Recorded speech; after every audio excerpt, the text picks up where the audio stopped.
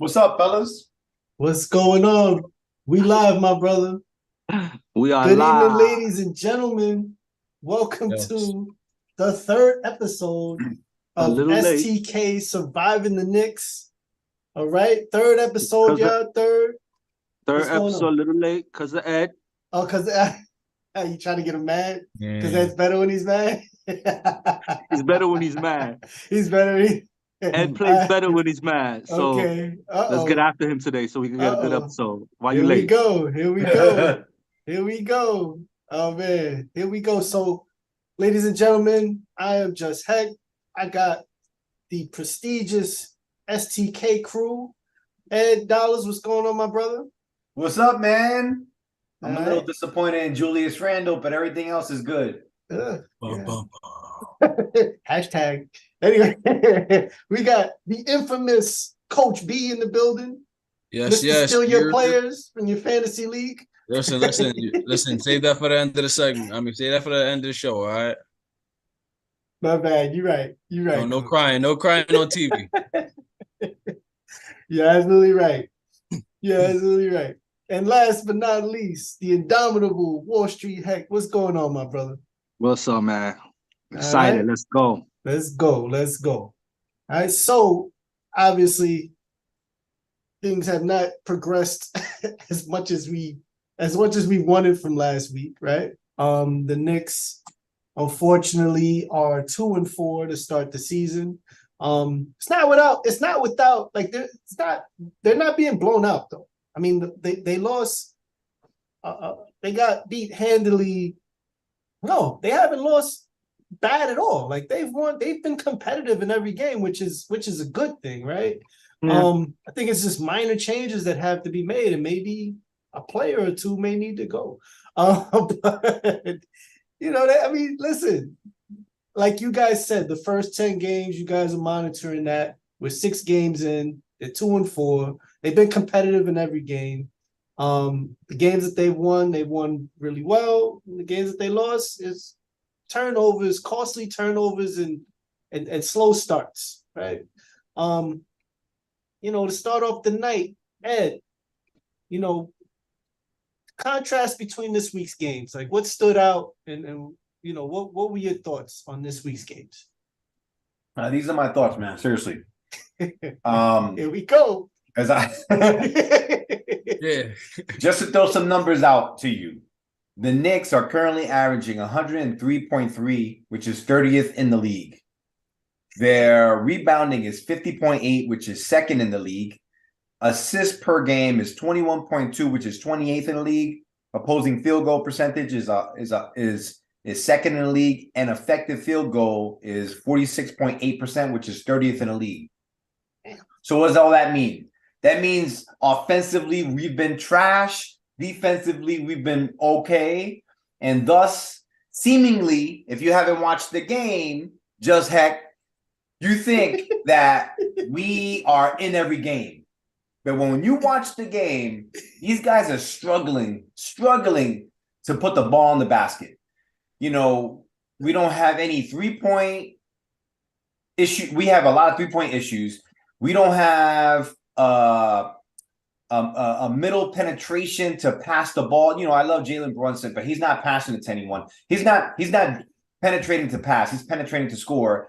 And most importantly, Julius Randle right now has the worst field goal percentage of any player that averages more than 10 minutes per game in the NBA. It's like 27%, right? It was like 23% or something terrible. like that. It's terrible. 24.8%. He's playing horrendous. We're not the best team. We're scheduled to be bounced in the second round. So we got to win the winnable games. And Milwaukee was winnable. All the games this week was winnable. We had Milwaukee. They couldn't defend anybody. And we had them, and it took like some Herculean effort by Jalen Brunson scoring 45 points in 42 minutes. Yeah. At the same time, Randall went 4 for 15, 4 for 16, something ridiculous. And the most important part of that entire game is when Brunson had the game-winning shot, Randall was in the corner with his hands up, shrugging, and then he didn't even get back on defense, and they scored another shot to win the game. Yep. I mean, seemingly it doesn't look bad, but Randall looks pretty bad, and it can snowball. The other thing I didn't like was Josh Hart's minutes, nor Dante DiVincenzo. Josh Hart, God bless him, he's a good rebounder, but that's basically it. When we need offense, we got to have Quickly in there, and Dante can't make layups. He's a good penetrator, but he can't make layups at all. Those are my thoughts, man. Well, he also got blocked a lot. He got blocked a lot because he can't make layups because he's too small.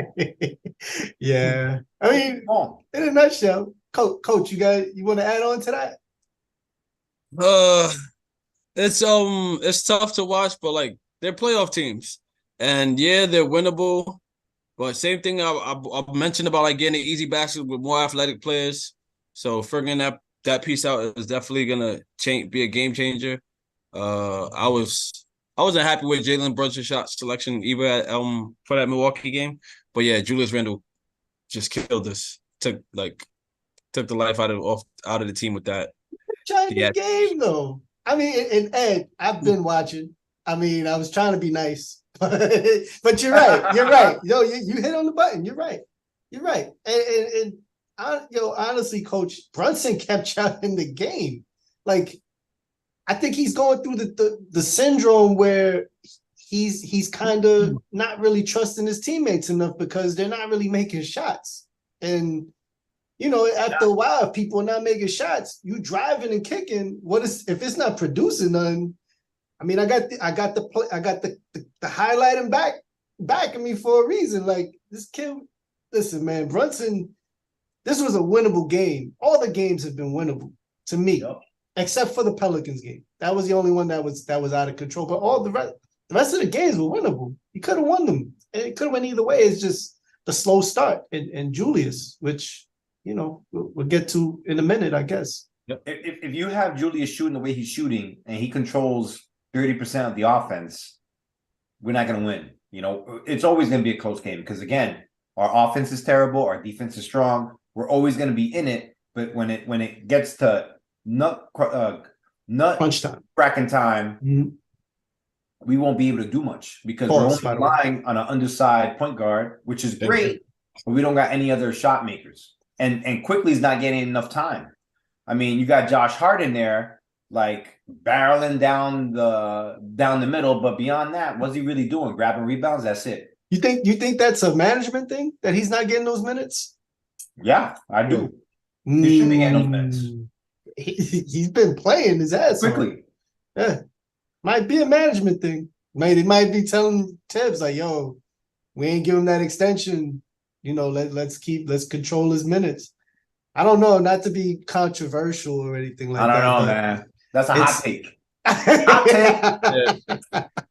I don't know. I'm just saying because I think it's Ed. I think it's a little weird that Quickly's not getting minutes when every time he's gotten the minutes, he's performed. He showed out. Like, I don't get it, but it might just be bad coaching too. Dun, dun, dun, dun. Dun, dun, dun. Well, it's definitely bad coaching. Go ahead, Wall Street. I think for the first time, I think that the minutes have been spread out pretty well. I haven't really seen a problem with that. Shit. I would have loved to see Randall bench for a couple of minutes in the end of the game. I'll tell you one thing. Mhm. It's one thing to have a bad attitude when you shooting well. You know what I'm saying? But it's another thing, when to have that kind of, and I hate to have the Julius Randle bashing continue, because I feel like that's all we've done for the last 5 minutes. But it's like, if you come into this game with those kind of shooting numbers and you do all the other little things, then it makes it all go away. Winning cures everything. And to be that close, and we couldn't get, Julius Randle to run back on defense. I actually thought, and this is probably going to be, I actually thought that he should have actually got the last shot of the game. As bad as he's been playing, he started to kick it up in that last few minutes. And that's on Jalen Brunson. You got to feed the hot hand. So yeah, he's been playing bad, but he just rang off like 8 points straight, like before that last shot. and he was attacking more, and he would have a couple more points if he was hitting his free throws. So he's getting to the line, So, but I will say this, man, and it's a good time to say this. This is probably like being cheap, but you know what? First 10 games don't count, baby. First 10 games don't count. Like, they do count. Every game counts. When you shoot 24%. Yeah, it's not 72 games. It's not 72. It's 82. Oh man. Let's have a talk game 12, game 13. Once everything is flowing the way it's supposed to be. You know what? I think that the minutes have looked good. I think that the offense is still playing way too much ISO ball. And when Quickly comes out, Quickly's going to shoot. There's no offense when Quickly comes out. Quickly's going to come out. Everybody else play defense. And one more thing that I'll say about Tibbs, we're definitely playing too much ISO ball. And I see that he's trying to push the pace. And I think that with our starting five, that's a huge mistake. Mm-hmm. You need to teach the starting five to slow the game down. Let the bench run. Let them run. They're young. They don't shoot well. They're still developing. It's a little hard. Games. That's a little hard, though, Wall Street. Let them run. You're in a running league. All right, Coach. Let me tell you. But Coach. I mean, heck. Mm-hmm. Yeah, we're in a running league. But in the last 5 minutes of a meaningful game, there's very few fast breaks. And if you can't get into your set in the first quarter of game 12. Then how you gonna get into your set in the fourth quarter of game 6 of a closeout series? I need you to be able to come up the court as a unit, take a deep breath, put that hand up, call your play, and get into the set that the other scouting report has been talking about. It's not a surprise where we're gonna go. You know where we're gonna go. This is our play, and we're gonna ram it right down your neck. We don't got that play. What we got is Jalen Brunson goes, and then Randall goes. And then when Barrett comes back, we definitely miss Barrett, but we're not supposed to miss Barrett this much. But just to round it all up, the attitude has been horrible, but it's only the first 10 games. So no reason to hit the panic button yet. But besides that, Tibbs got to slow the offense down. There's no reason why we should be running fast breaks after makes in the first quarter against a good team. Fair thoughts, Coach. Question, and I think you might know where this is going, but when do we start blaming coaching? Is it fair to keep blaming the player struggles on players? Listen. All right. Here it is. When you start slow, right? You come into a game and you're not ready to hit a shot. Yeah, you don't have the IQ or the awareness to say I gotta get a layup. I gotta get to the free throw line. Like that's a player's thing. But I hate to piggyback, but to piggyback off Wall Street, we're still within the first 10 games threshold. Like a lot of guys are still trying to figure their self out, what kind of play they want to be this year. I don't know how RJ pulled it off. I don't know who he was working out with, but like he was able to come into the season and establish himself in ways he hasn't in years past. It's like New York's been soft ever since Snoop came through and crushed the buildings. Yo, so RJ like chances like crazy. RJ coming in and like being productive in the way he is. It's a tone setter. It's a difference to what Brunson and Randall want to do, and obviously they're supposed to be a 1-2 punch that's not coexisting right now. So like that's terrible. But is that their fault or is that Tibbs' definitely fault? It's definitely a Tibbs problem when guys are going to not get back on defense and give up a possession because Chris Middleton walked into the lane and found a cutting Lillard to make it a 6-point game, I think, or 5-point game and then a free throw. So that's like annoying. It's super frustrating. It's crazy to watch to watch a professional do stuff like that. Like his kids got to see him act like a child when he doesn't get the ball, which is crazy. But overall, he has some pieces that he's trying to integrate, and that's what's going on. Quickly's playing great. Mitchell Robinson is Mitchell Robinson. Brunson's playing decent.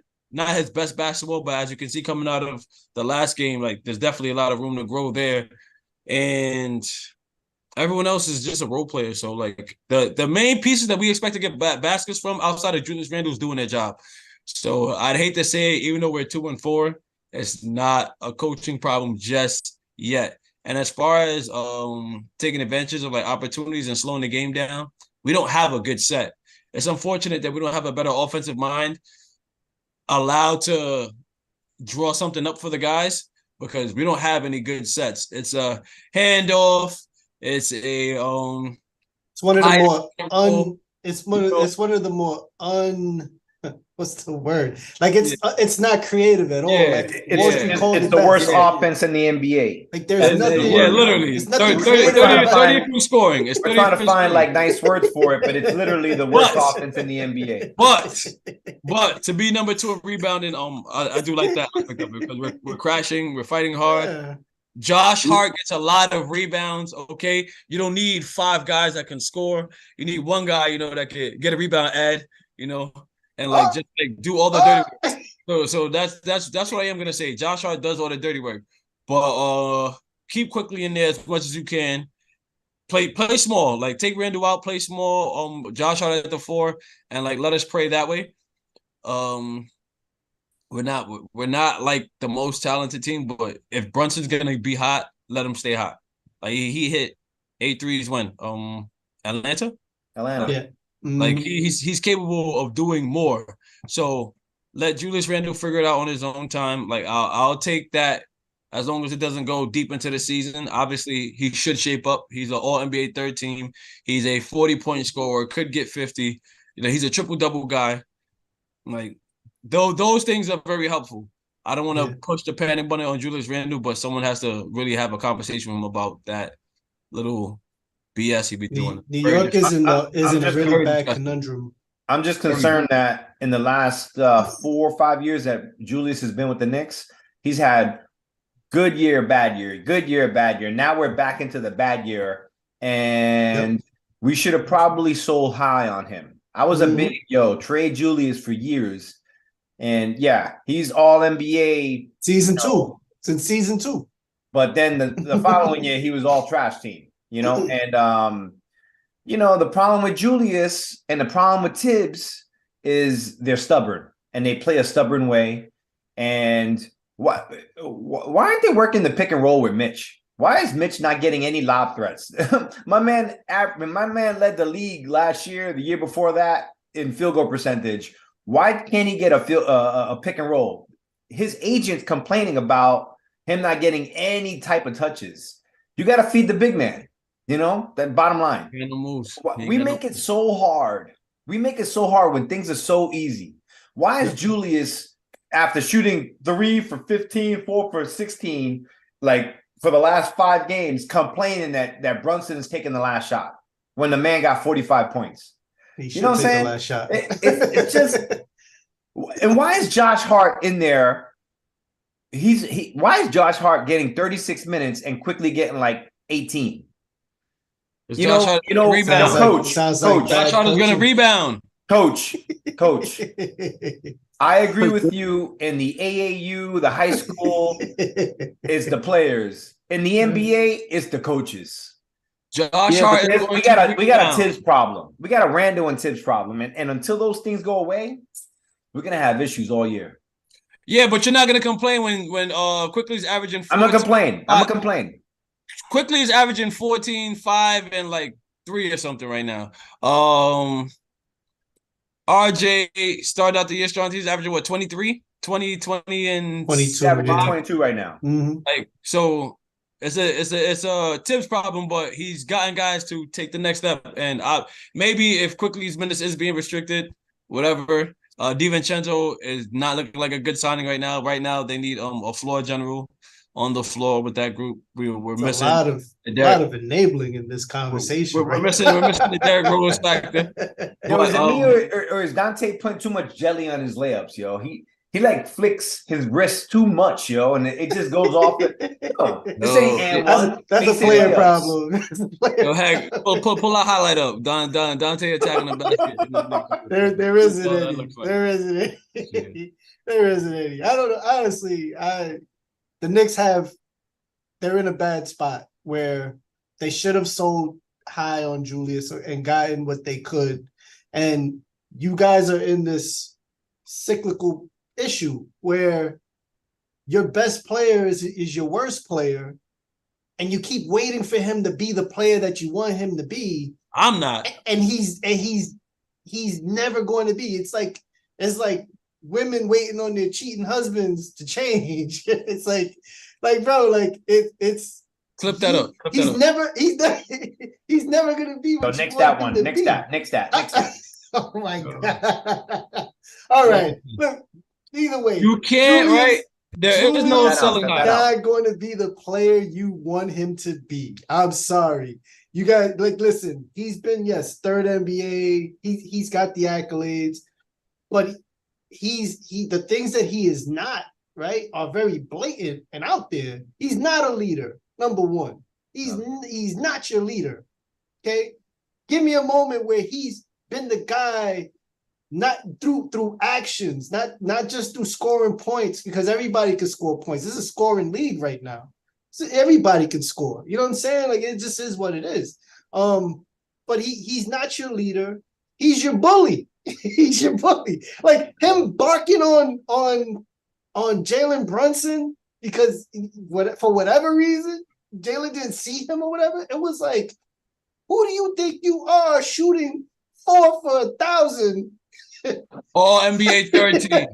No. $100 million man. No. I don't think that's going to happen again. $100 million man. You got to humble yourself. I don't think that's going to happen again. You got to humble yourself. Like, I don't think he's going to make the All-Star game this year. Listen, knowing the Knicks, it's not out of the realm of possibility. Like, I'm just saying, like, he's never going to be the player that y'all want him to be. There's no selling high on Julius. Like, he peaked in 2021. I think he peaked too. And all so NBA third team last year. Right. Second round. But Julius, but Jalen Brunson was the guy that carried y'all for that. Second round of the playoffs. Keep it a buck. Team, All-Star. Listen, I hate him, but I'm just saying. He made the All-Star team last year. He didn't make the All-Star team the year before that. Statistically, right, definitely. But from the standpoint of he's not the guy, bro. Like who do you get? There's no selling high on Julius. There's no selling high on Julius. Let's get cash. Ship him out and you get nothing. Let's just do it. Let's just do it. Yeah. Let's just do it. We need something different. Because you keep coming back to it. We got to get rid of Tibbs because Tibbs won't be able Don't say Cat. Cat is not, all these guys that you name have the price is high, man. Especially because they know the Knicks are kind of desperate. Like, it's not good to look desperate. Just and by the way, it's not just us talking about this. Bill Simmons said this. Like a bunch of podcasts have been talking about Julius's play and the fact that the Knicks the Knicks fan TV said this, that he's, now truth be told, he's coming off of ankle injuries and ankle injuries take a little bit of time. And that messed up his rhythm, and maybe that has something to do with it. I hope so. He didn't play in the summer, and he's one of the biggest figures in summer 5-on-5s. He's big on summer basketball, and he didn't get no summer basketball in this year. If you want to make excuses, if that's what we're doing, a lot of them going around. Defending Julius, I love it. That's what you should change his podcast to defending Julius. Because let's see. I want to and you mentioned those podcasts and the newscasters. They hear these things. You know what I'm saying? They hear the people talking, and we could look a lot different once RJ comes back, and if Julius shakes these shooting struggles, because we know that honestly, at the end of the day, fellas, this is the best Knicks team that we have ever seen since I've known all of your ugly faces. This is the best team that we've seen. Thank you. This is the best team by far, And you know me for like 16, 17 years. That's not true. No, he said since we started the podcast, Okay. this is the best team. This is the best team. But even then, give me Nerlens Noel. Give me Nerlens Noel. Not Alfred Payton.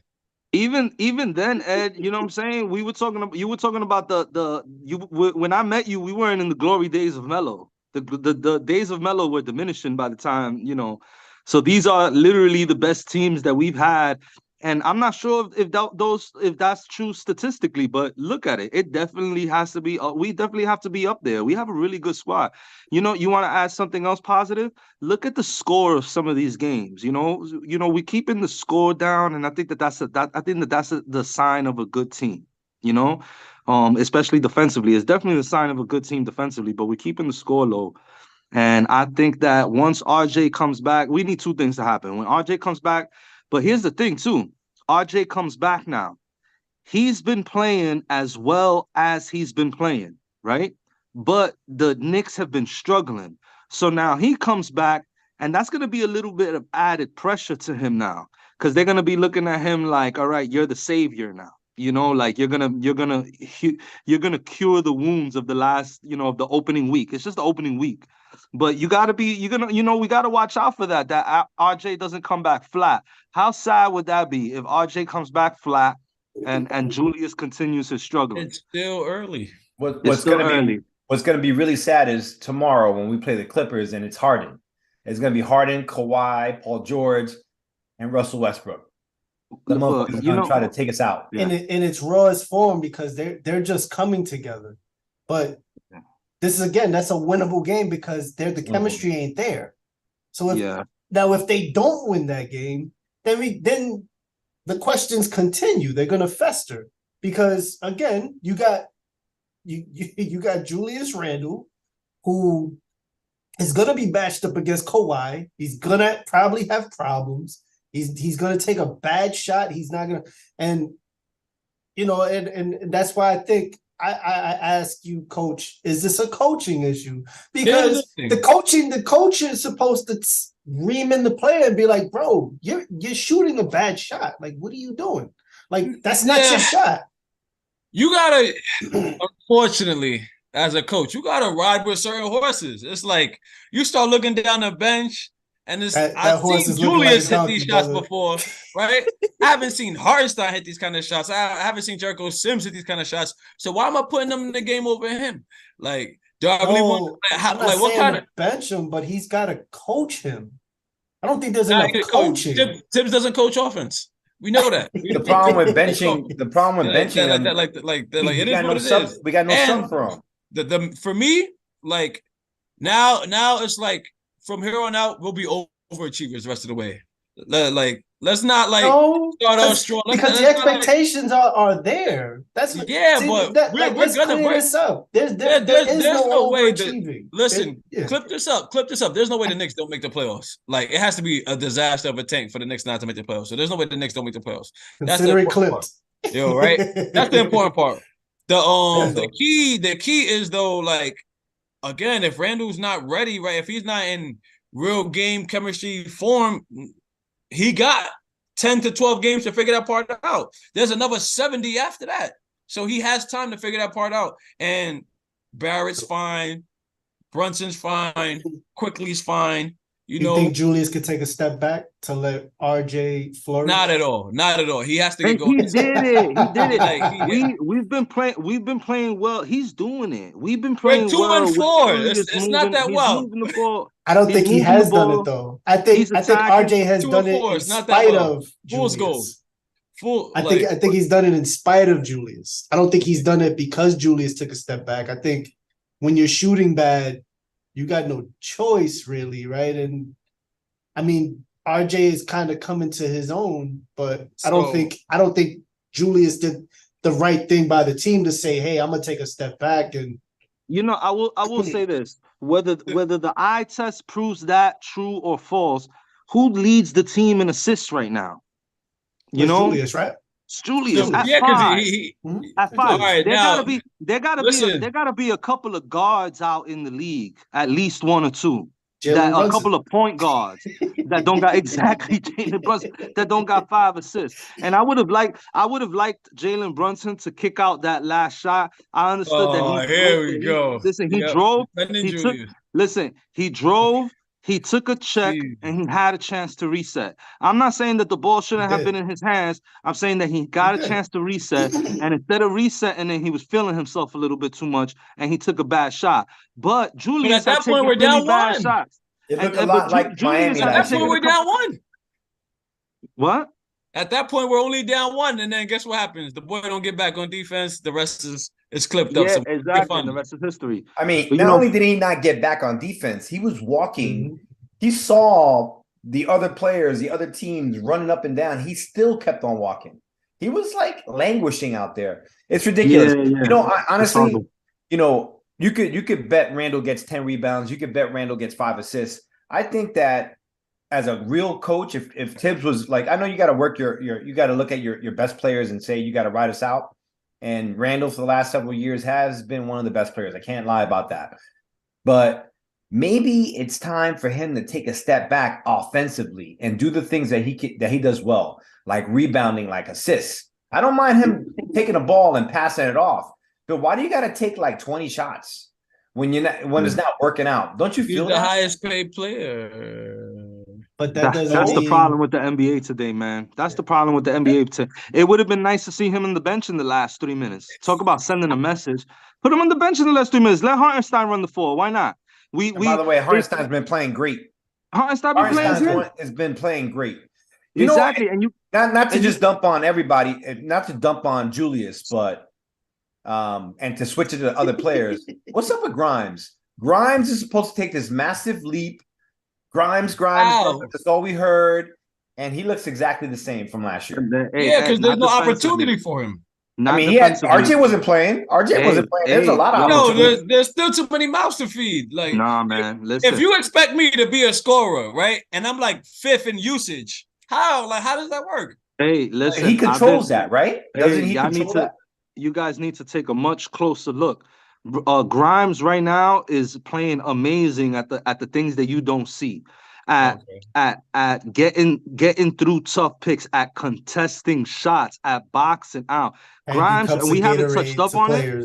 We haven't touched up on it, but he's been playing well. He forced Damian Lillard into a couple of air balls. He is the exact same player as last year. All the things you're talking about that we don't see, he did that last year. He stepped it up. He stepped it up. And we expected him to take a leap offensively because we thought he would be an amazing two-way player. He still plays good D. He plays but he rushes his shot. For some reason, he wants to have I feel like he's like, I want the quickest release in the league over I want to have the highest shooting percent. Why do you shoot so fast? Take a break, buddy. Big fella. Let me explain. He's like shooting like he's got a dinner reservation or something. If you're not sure when you're going to get the ball, it's kind of hard to be ready to shoot, right? Because you can sit there, be spot up, be ready, but there's also a lot of movement involved, right? You got to get out of a certain guy's way. And then sometimes they just throw it when you're not looking, and it's like, oh, let me just throw this shit up. Like, a lot of the sets that the Knicks run is like, yo, clear out, give him some room, and be ready to shoot so he kicks it out to you. And it's very sad for someone of Grimes' skill set, because if you get him off a screen or two, let him catch and shoot it, let him turn and go downhill off a back pick or something, like, it'd be interesting. But, again, it's like, give this guy the ball, let him work for a little bit, and the rest is history. So it's tough to watch. I still am a fan of Grimes' game, but if you're like the 5th option, well, like 8 points per game is nice. He needs to slow that release down a little bit. What the heck is going on? Wall Street. Last question of the night. So obviously after the Bucks game, I'm on Twitter or X.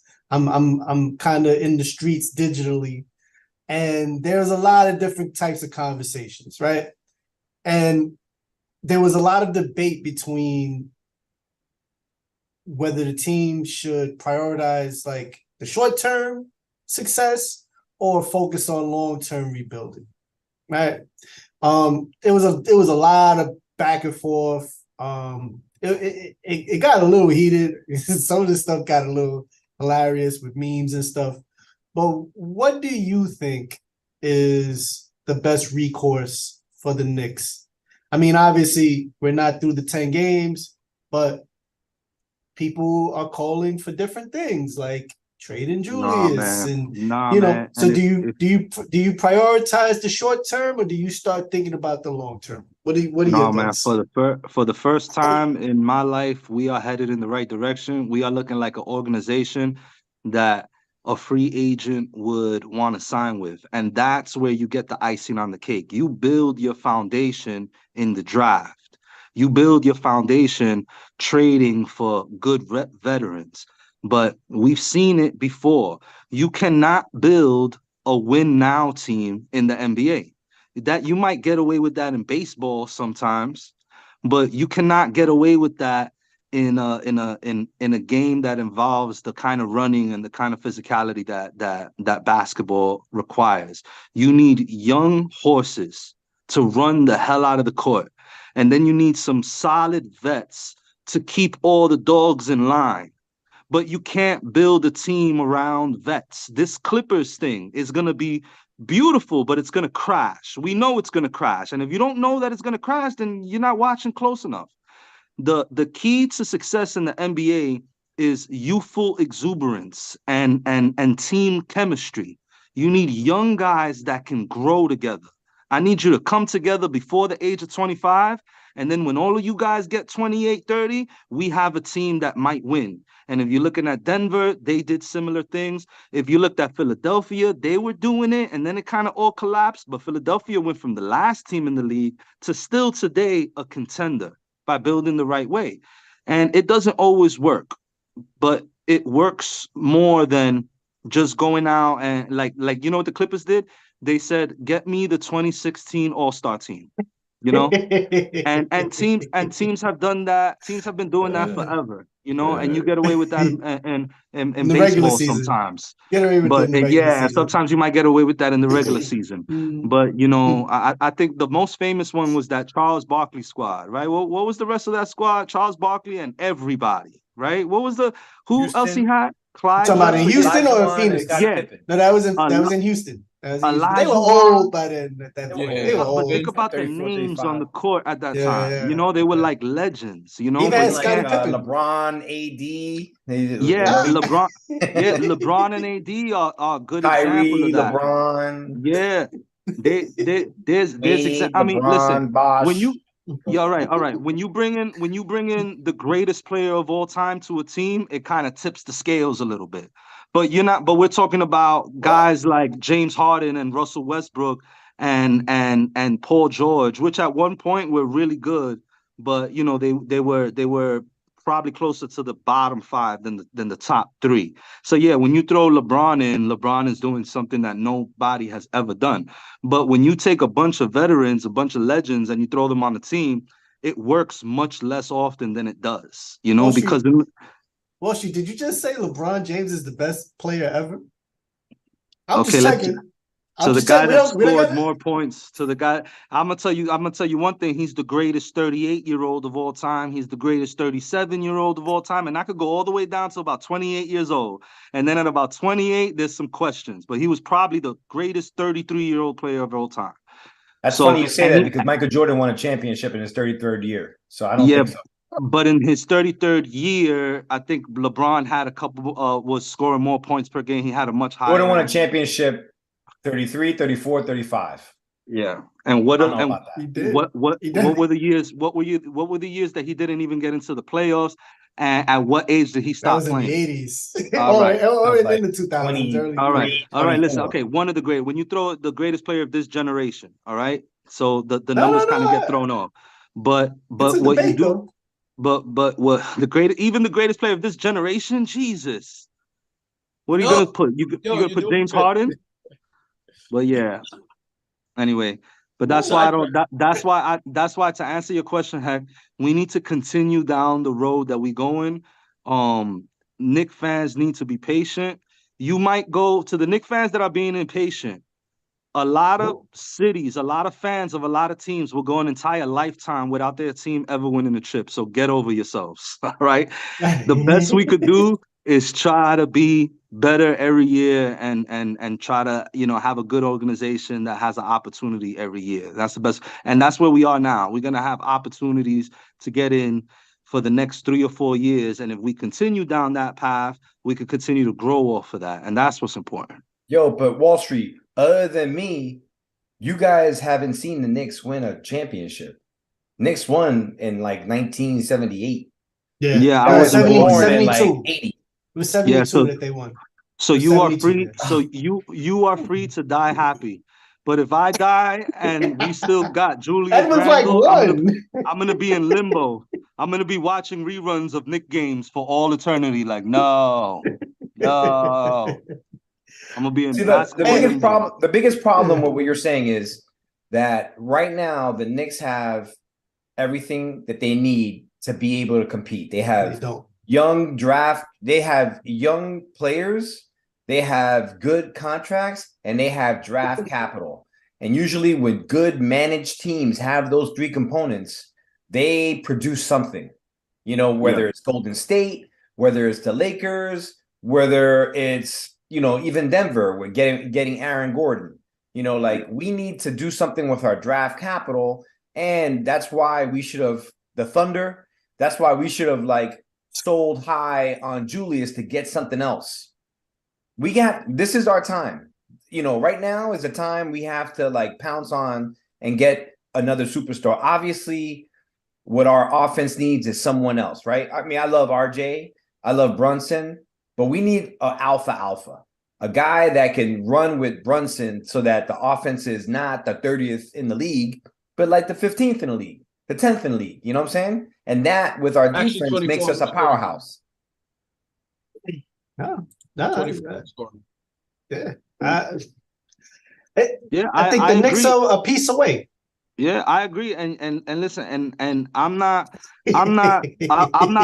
of course I'm not for blowing up the team, but I am 100% for not, settling for this team. I would probably be pretty upset if I don't continue to hear about moves happening in the pipeline.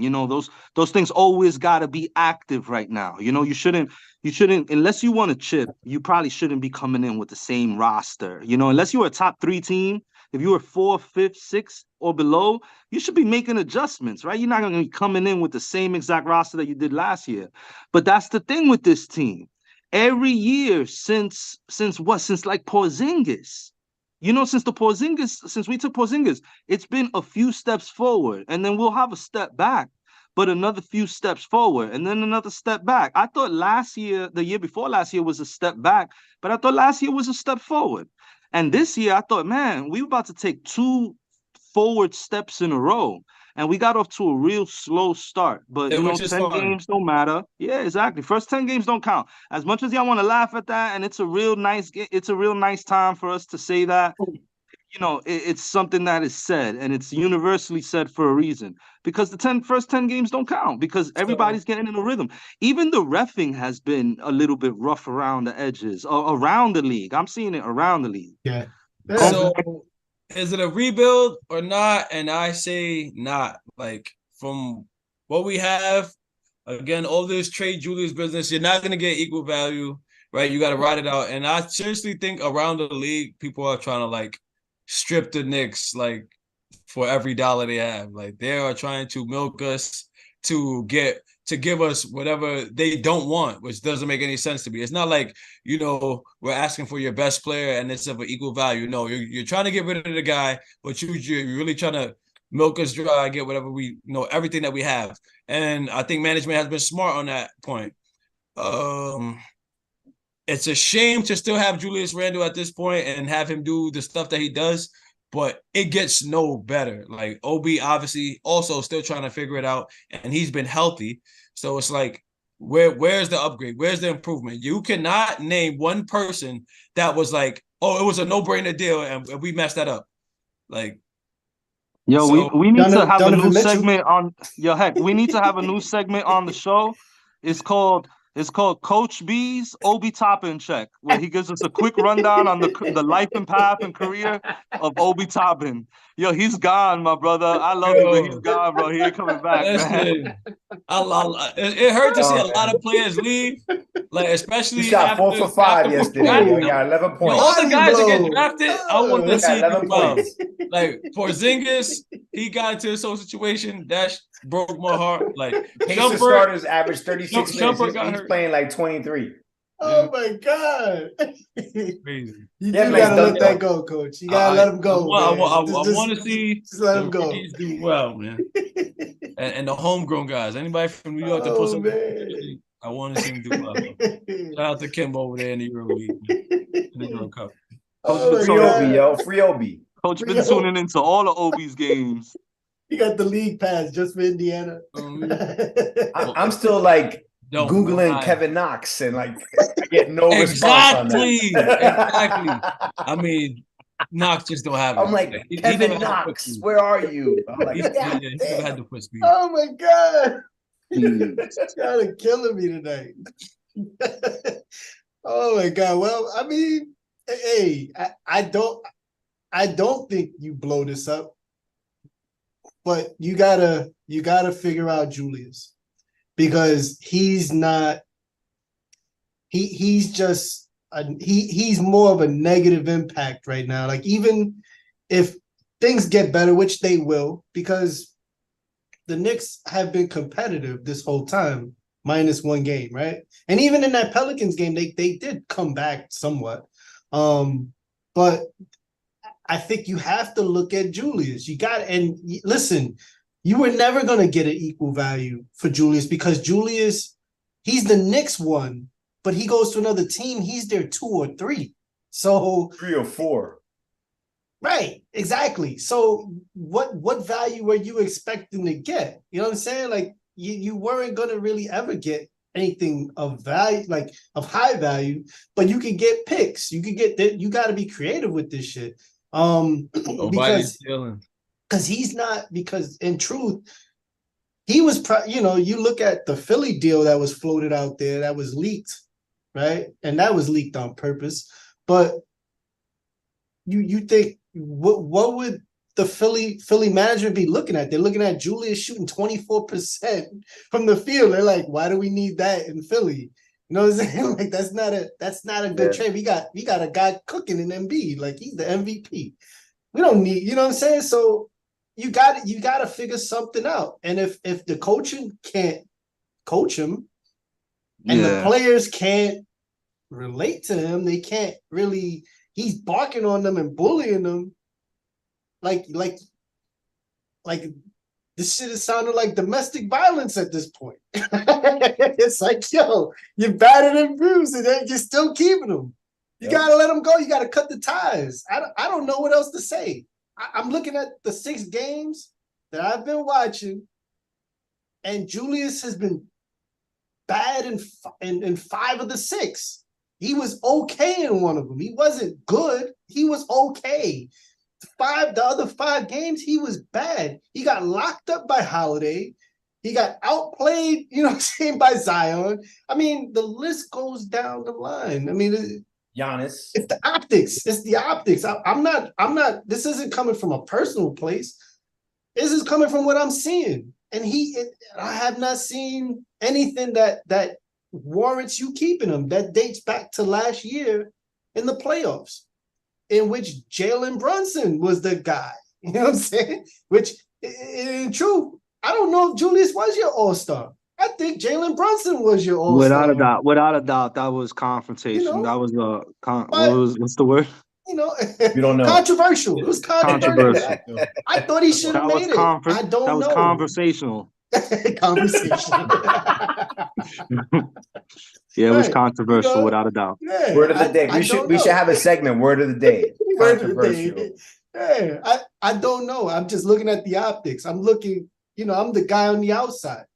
And I'm just looking at the serving size.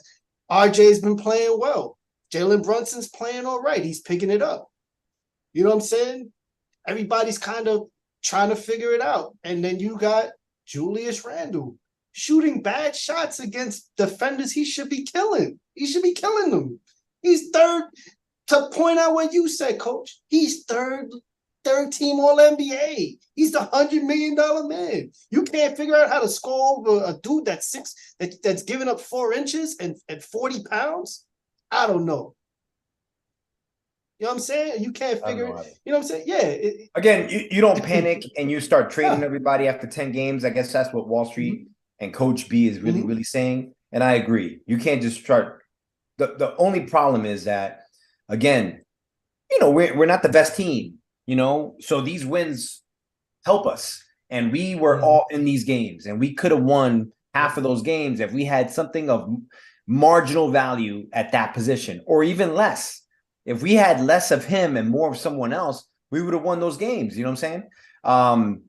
RJ not playing in 2 of those games didn't help. We don't have any wing penetration, and RJ's the guy that really attacks the rim. That's where I wanted Grimes to kind of step up. Yes, he doesn't have the ball in his hands a lot, but when someone's out, someone has to step in quickly as well. And Tibbs playing, Josh Hart a bunch of minutes just to get a bunch of rebounds.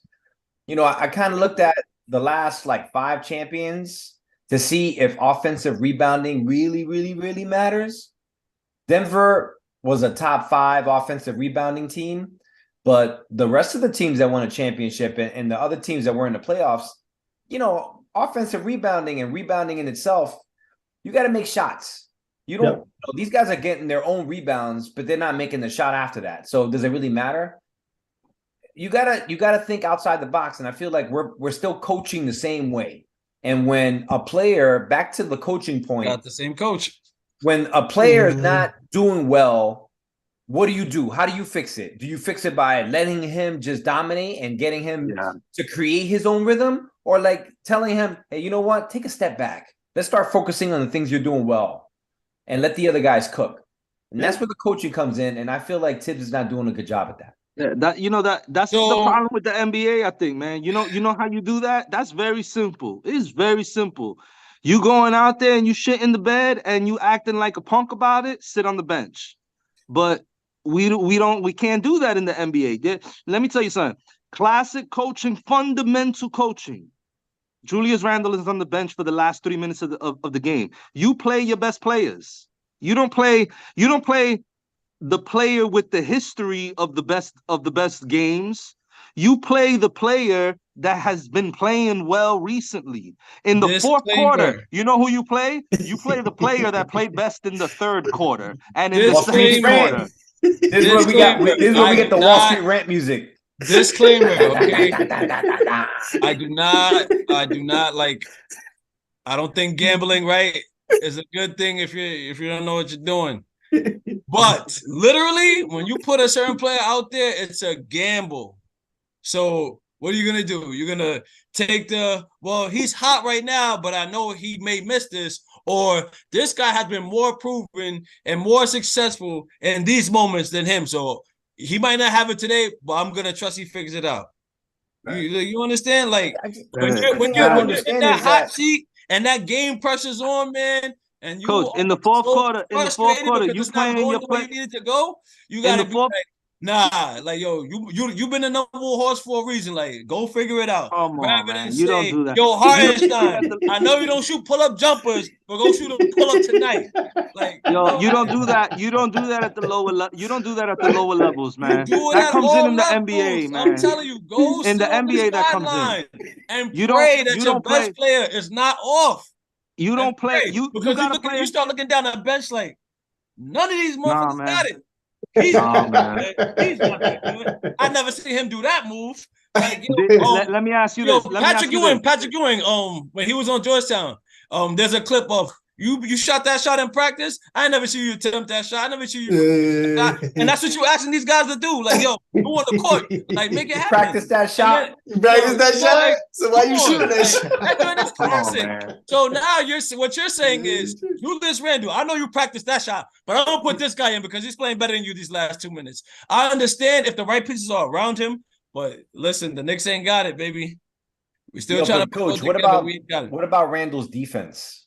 Legit. Terrible. That's bad. So why does Tibbs love him so much? I mean, his defense is slipping. Because Randall got him coach of the year, and Tibbs got Randall a contract. That's controversial too. They're married. That's controversial too. They're married, man. They're joined at the hip. Hopefully, they both pack their stuff and they can, ride off the sunset together, and then we keep the rest of the trying to get Cat. You better all get. I was so hoping that going back to Obi. I was so hoping that Obi would like flourish with the Pacers so that we could like really. It wasn't me this time. He has it, but that's not happening. So we can't really blame Tibbs for that. He said it wasn't me this time. Listen. Oh my God. All right, well, fellas, this has been a great show. Yo, coach, you stupid. He said it wasn't me this time. He said, hey, you gotta let him go. You gotta let him go. Yo, this was a great show. You know what I'm saying? I think, listen, it's not, you're still 6 games. You got 4 more games to go. And they might, you might win the next 4, and then this is a whole different conversation. Exactly. Exactly. It's a long season. It's 82. But what's that Nipsey Hussle quote, Coach B?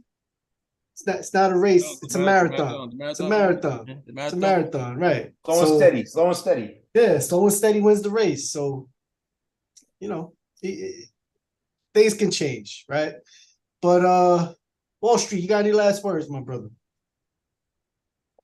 Man, nothing, bro. I got nothing. It's a blank. It's a late. We'll come back to you. Julius Randle.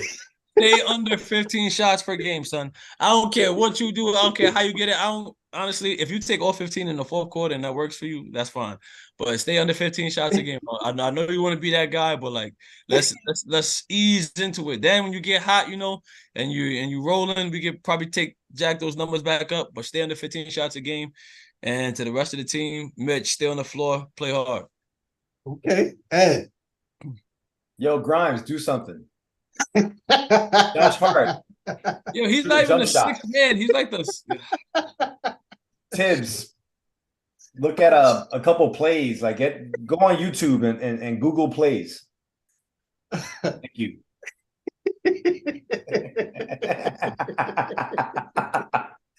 Well said. Come back, man.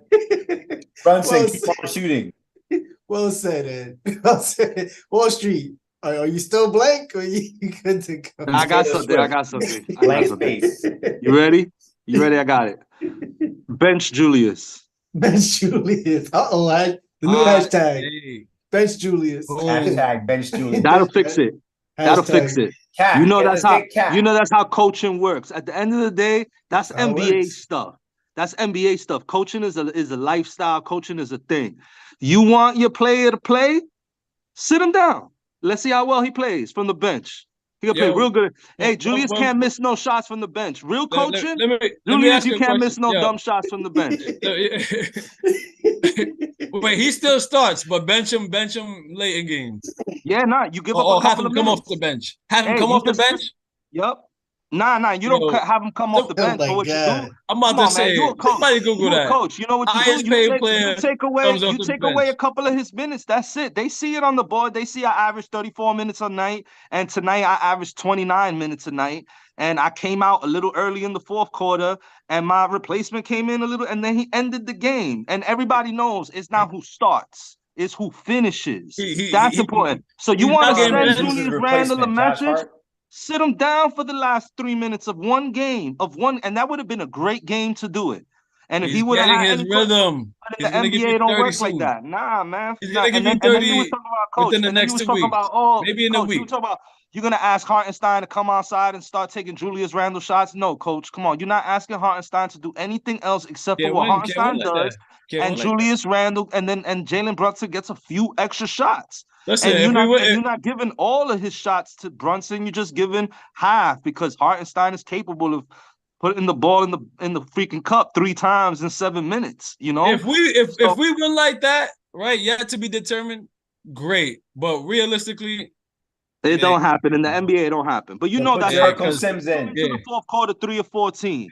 You letting your player go Your player comes into the fourth quarter 3 of 14. You're gonna let that player go 3 of 21. He gonna play, but he gonna take the shots I tell him to take. For the last 6 games. Let me tell you something. If Ed's daughter started taking out shots like that, Ed wouldn't even put her on the bench. Ed would have a wait in the truck. Like, yo, go wait in the car. Don't even sit on the court. You're not, tell the truth. You gonna let her keep shooting? Yes or no? Like that. Tell the truth. And you gonna let her keep shooting. You gonna tell her the next one's going in. He'll be like, she gonna be sitting with DJ. Yo, Wall Street. We gotta take this off air. She's shooting no matter what. We gotta take this off air. You cooking, baby. Listen, she gonna shoot whether her dad tells her to shoot or not. See that girl, she got the mama, I'm telling you. But anyway, it's been a great show, y'all. We got Ed Dollars, Coach B, Just.Hek. I've been Just.Hek. Thank y'all for tuning in. We appreciate y'all. Peace out. Catch us next week. baby. That's right, guys. Catch us next week, Sunday.